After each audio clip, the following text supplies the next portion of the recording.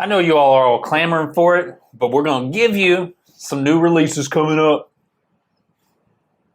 It's a lot of energy he's putting out right now. I got it all. I got all the energy. Ready for it. It's what Red Bull will do for you. Yes.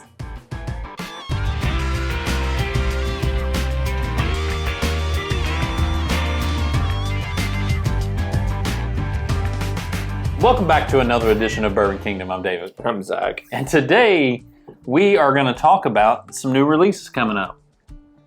Yeah, so this is our part 2, I guess. We did one earlier in the year, and I'll be honest with you, I don't remember the ones that we talked about.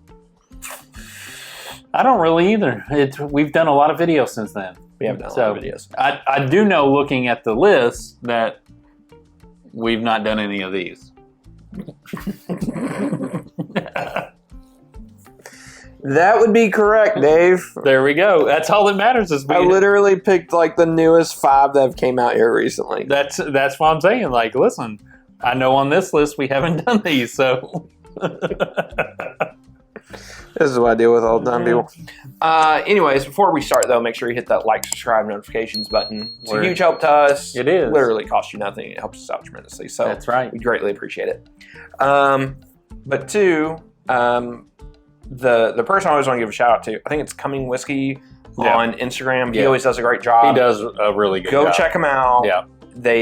He literally crushes it and probably makes everybody in the industry mad. Like, what? We can't have any surprises? Nope. Not with that guy. No, you don't get any surprises at all. Anyways, let's go ahead and start. First one I want to talk about is the Old Granddad 116. Old Granddad, 16-year, 100 proof. Yeah. I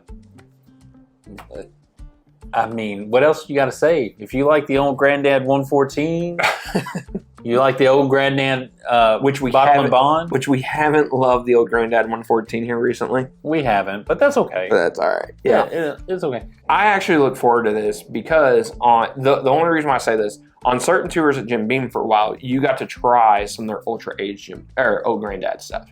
Now, it did come straight from the barrel. Yeah. So little different profile than what we're going to have. Yeah. It was awesome. It was super great. When's it supposed to come out? I don't know. Whenever? Sometime in this quarter? I'm guessing the fall. You think the fall?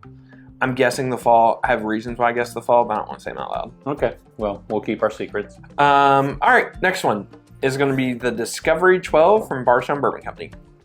Listen, I mean, if it's as good as 11, we'll be really happy. I mean, that's a high standard. It is a high standard. That's a very high standard. But it is going to have some of the same. It is going to have some of the same. So big boy distillery kind of stuff in it. So if you look at the picture and you look at the mash bill, one will say 14, 2 will say 10 years, and then obviously Bardstown has their own stuff in there, which they say it's their own stuff. Yeah. If you start tracing the mash bills out, they kind of look like a combination of Wild Turkey, Jim Beam, Heaven Hill. Yeah. Now, some people will argue, how do you know?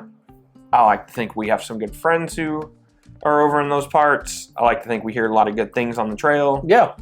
I like to think that we're pretty confident in saying that those 3 are what's actually in it, plus the Bardstown stuff. So yeah, I am looking very forward to it. I think I am too. What's funny is a lot of that Heaven Hill stuff's out on the market now. So, and a lot of it that we've had has been pretty good so far. Yeah. I don't know if we've had the 10-year-old stuff that we think's in there. Mm. So it'll be interesting to see how that adds a little flair to it. But hey, Disco 11 was great. But we're always, I feel like Bardstown, the Discovery Series, is generally good most of the time.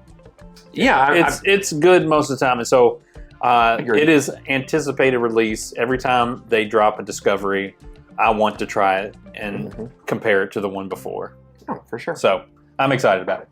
The third one on the list is the William Heaven Hill Bottle and Bond 13-year. This is like the 11th edition, right? Yep, the 11th edition. It has, it's like a 34 barrel blend. Yep. It's from Rickhouse AA on the 4th floor. So, listen, they've been hitting it out of the park. They really have. The William Heaven Hills have been hitting it out of the park lately. Yeah. And so I have no doubts Maybe. Here's the only thing I'll say. If I was gonna say out of the William Heaven Hills, and I know not everybody's had these are a little bit harder to get. Yeah. The ones that are probably my least favorite are probably like the red bottle and bond one that they had. I really like the orange one, and like not a lot of people love that at first, and I think it kind of came on more once it became a little bit harder to find. Yeah. Bottle and bonds though from them are sneaky good. So I'm looking forward to it. It's going to be in a darker blue label, which there's another darker blue label that's like cast strength. I think that is awesome. Yeah. So anyways, it's one of those. I think the William Heaven Hills are becoming one of my favorite releases every year. And, I agree with that.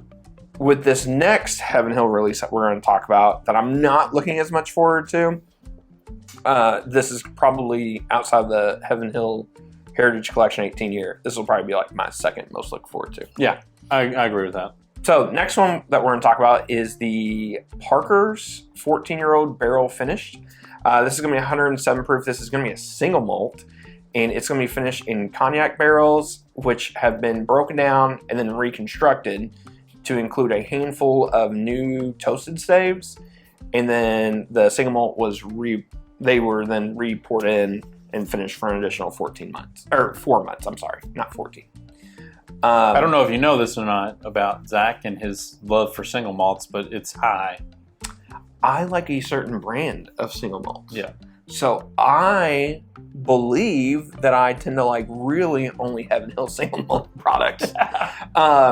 You can figure that out. So if that is true, and this Parker's is really, really good. Yeah. I am looking forward to it. Now, with that being said, do I question the finish? Do I question, maybe it would be just like cool just to have a really awesome bourbon in a Parker's? Yeah. Yes. But I'm going to be willing to try it. It definitely probably won't be in my top 5, top 10 that I'm like, we got to have the review. But, I feel like I'm saying this like I'm disappointed. I think you are a little bit disappointed, and that's okay. I like a good single malt, so I will give it a good try for sure. Mm-hmm. So, I'll say this: I bet you they have a ton of this. I bet you this is going to be one that, and they seem to have a lot of single malt right now. Maybe I'll be proven wrong. I would willing to guess and gamble saying that there's going to be a bunch of this Parker's out there this year. Probably so. You're probably right. All right, fifth on the list is the Weller Millennium, coming in at a whopping $1 million. $1 bajillion. It is, the cool thing is it is a blend of barrels that range from 24, 21, 19, 17 years. So you're getting some really aged Buffalo Trace product. So, and to give them credit, this is what Dave and I were talking about before. I think like 50% of the blend is like the 21 year, and then there's like another really high mark with the 19. We'll have a breakdown of everything on the screen, but is that 94 proof or 99? 99 proof. 99 proof. Yeah. I can't imagine what the price tag's going to be on this. I imagine it will be very, very high. I imagine it will be very, very rare. I just find it fascinating that they're doing something with it. Yeah.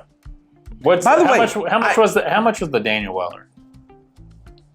$500. 500. Yeah. $400 to $500. This will be more than that.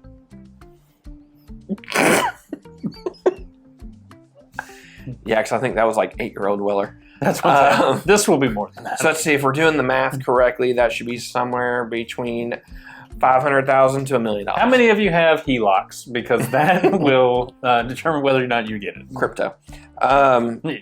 Sure. Going back to the Weller thing, I put it on there just because people are talking about it. Yeah, I think it's very interesting. I like how we decide, which we never did finish, reviewing all the Wellers last year. How they're like, oh, you all are going to review Wellers? Guess what? We're going to put out some other ones that are really stupid hard to find.